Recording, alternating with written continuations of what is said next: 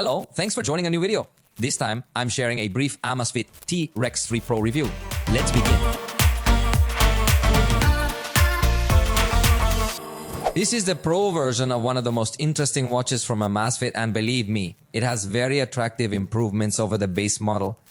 Its launch price has been 7,999 pesos, although right now in the Amazfit store and in some other stores like Amazon, you can find it slightly above 4,000 Mexican pesos, which makes it a really interesting option. Join me to learn more. Let's begin by discussing the design in more detail, as we will encounter a watch with a circular format. This watch is notably robust, featuring a deliberately thick frame. You will notice some visible screws, and on the right side of the frame, there is even a small hole where you could attach something for a more rugged use. Additionally, we will definitely find sapphire glass, which is an upgrade from the base version that only has Gorilla Glass, providing enhanced resistance. And clearly, in this case, we will notice that it is slightly thicker, reaching a weight of 14 grams with a total weight of 52 grams. Now, without taking the strap into account, please pay attention, because we will also encounter the bezel made from titanium grade 5. This is different from the stainless steel that we observed in the base model. Furthermore, the case will be constructed with fiber-reinforced polymer, so it also has a slightly more rugged appearance. Additionally, we're going to discover silicone straps along with a matte titanium buckle. This is yet another distinct section when compared to the traditional version.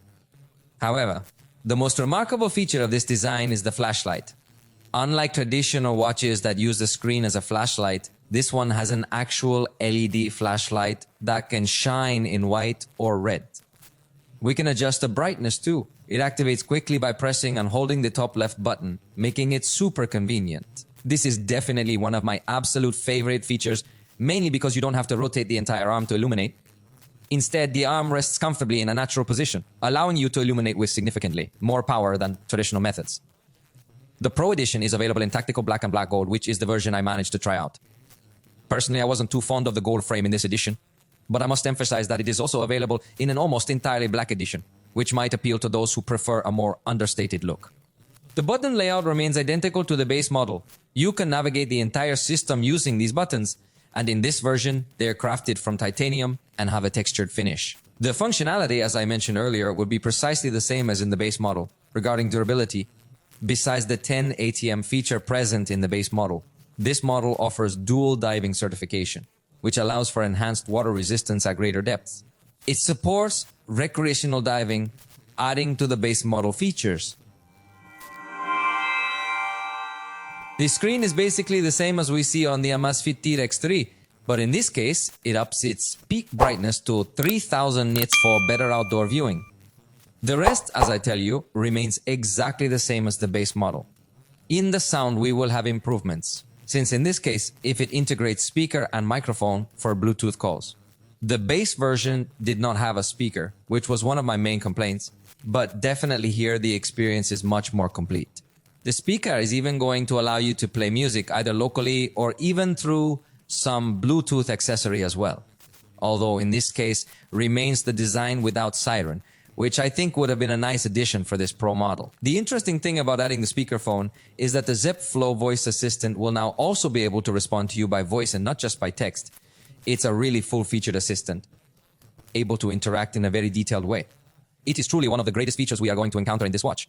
The capability to ask it complex questions and have it monitor various aspects on the watch is quite remarkable. It performs these tasks with a high degree of accuracy. As I mentioned, this model includes voice feedback, which enhances its functionality. The vibration motor is positioned on the Z-axis, and it delivers a rather intense experience. Despite this, I believe it is not groundbreaking. This particular aspect is an area that could certainly benefit from further enhancements and improvements. Concerning health monitoring, it maintains the same activity monitor and everything else.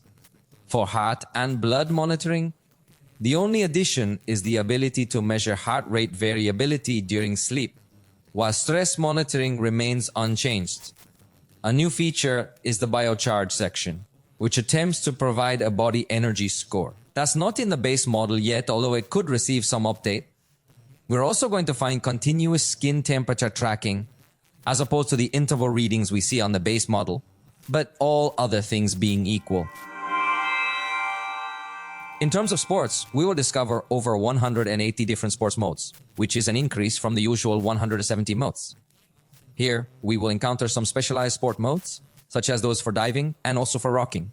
Rocking is essentially walking or hiking, but with the added challenge of carrying a backpack that has extra weight. Another crucial aspect to note is that we have the ability to leave the sport monitoring running in the background while we engage in other activities on the watch. To do this, simply press and hold the back button. It's something that I didn't notice was available on the standard model, but it could definitely be upgraded. And it's quite convenient because it's going to offer you more versatility. All other aspects remain the same as the base model. Just keep in mind that it includes another application called Intervals ICU, which directly corresponds to this service. I don't think it's very popular, but if you use it, you might find it there. Interestingly, the battery, though same in capacity, offers slightly less life, up to 25 days of typical use, still great, but the base model offers up to 27 days. It provides about 10 to 13 days of heavy use, which is excellent. With accurate GPS, it lasts up to 38 hours, and with GPS Saver, up to 70.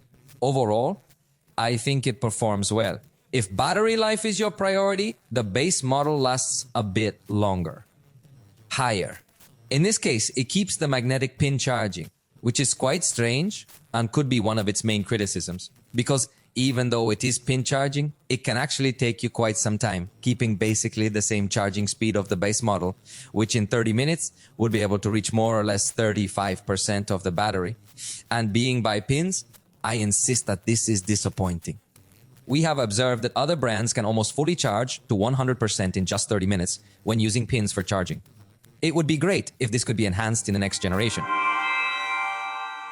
Regarding the software, it is something we're already familiar with from before, so I won't go into every function in detail. However, if you're interested in a detailed explanation, I suggest you watch the video about the traditional model.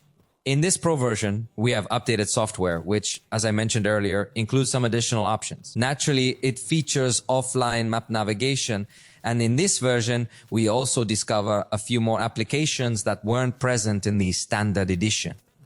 Something I do want to point out is that in some regions, it does support adding your cards to make payments from the watch. In the case of Mexico, this is not the case. We will find the option to add some membership cards, but they are very basic. However, the podcast application is added. The RSS feed is also accessible, which enables us to incorporate an RSS feed via the mobile application. This allows for the automatic downloading of episodes directly onto the watch, which is really beneficial. I hadn't noticed this feature available on other watches, and I believe it's truly excellent. I had mentioned we will see Zepp Flow, the advanced voice assistant in this watch and app, which syncs all watch monitoring. In the More section, we find the traditional features from past generations. The operating system is remarkably fluid and well perceived with the buttons. It also enables us to smoothly navigate through the buttons and explore all the menus. As I mentioned, this performance is quite efficient. The inclusion of the podcast application significantly enhances the relevance of owning a smartwatch equipped with such comprehensive capabilities. In conclusion, one feature I truly appreciated about the watch is undoubtedly its built-in flashlight. This is something I have not encountered in other watches before. I find this feature to be quite original and extremely useful. What makes it stand out is that you do not need to twist your arm awkwardly to use the light.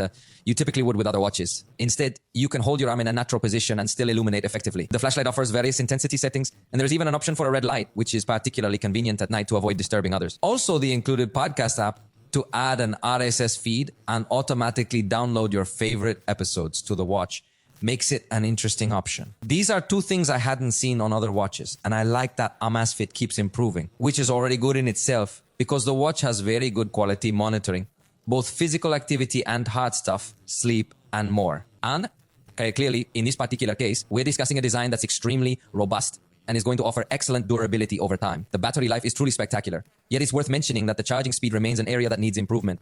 This is especially true since it charges through pins and isn't particularly fast. However, the screen's performance is quite impressive. Additionally, they have included a speakerphone feature compared to the base model.